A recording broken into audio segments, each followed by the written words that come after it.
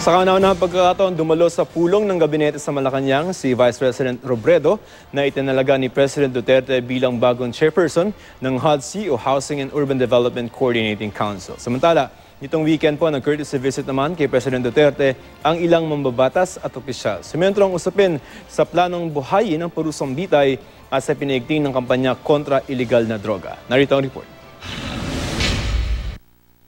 Nitong weekend, nag-courtesy visit ang ilang mambabatas at opisyal kay President Duterte. 5 oras din silang nagpulong sa After Dark Bar, ang paboritong tambayan ng Pangulo sa Davao City. Kasama sa pulong ang 12 kongresista, 1 senador, 2 gobernador at 1 kalihim. Ilan sa kanila ay sina Senador Sani Angara at Alan Peter Cayetano, si Bac Party List Representative Sherwin Tugna, Marinduque Representative Alan Velasco, Bataan Governor Albert Garcia, Tarlac Governor Susan Yam at DPWH Secretary Mark Villar.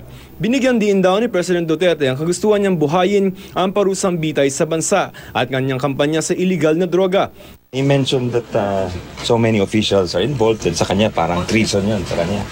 Kasi sila yung dapat magprotekta tapos sila pa yung naging cause ng paglaganap ng droga sa bansa. Pabor naman si Representative Tugna sa panukalang mandatory drug test para sa mga opisyal ng gobyerno. Just to show that we are in good faith and public officials should be the first one to show and set a good example, then it should be done. Nag-courtesy visit din kay President Duterte ang aktor na si Robin Padilla. Samantala, nagpulong naman ang gabinete kanina sa Malacanang, pinag-usapan ang epekto ng Bagyong Butsoy sa agrikultura, pinag-usapan din ang kampanya kontra droga. First time naman dumalo sa pulong ng gabinete ni Vice President Leni Robredo kanina.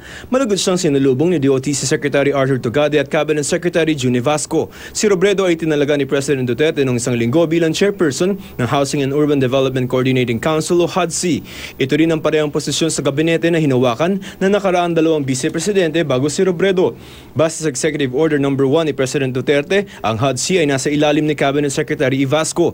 Pero paglilinaw ni Presidential Spokesman Ernesto Abella, ang HUD-C ay pangangasiwaan ni Robredo. Makikipag-ugnayan lamang daw siya kay Secretary Vasco tungkol sa usapin ng mga polisiya. Samantala, nabangga naman ng jeep ang kotseng sinakyan ng ina ni Vice President Robredo na si Sally Herona sa Naga City, Camarines Sur kaninang umaga. Agad dinala sa ospital ang 82 taong gulang na ina ng vice-presidente. Wala naman siyang tinamang pinsala sa katawan. Ayon sa driver ng jeep, nalula ng 11 inmate at jail guard ng Camarines Sur Provincial Jail. Hindi raw niya agad nakita ang kotse. Bagyang napinsala ang unang bahagi ng sasakyan.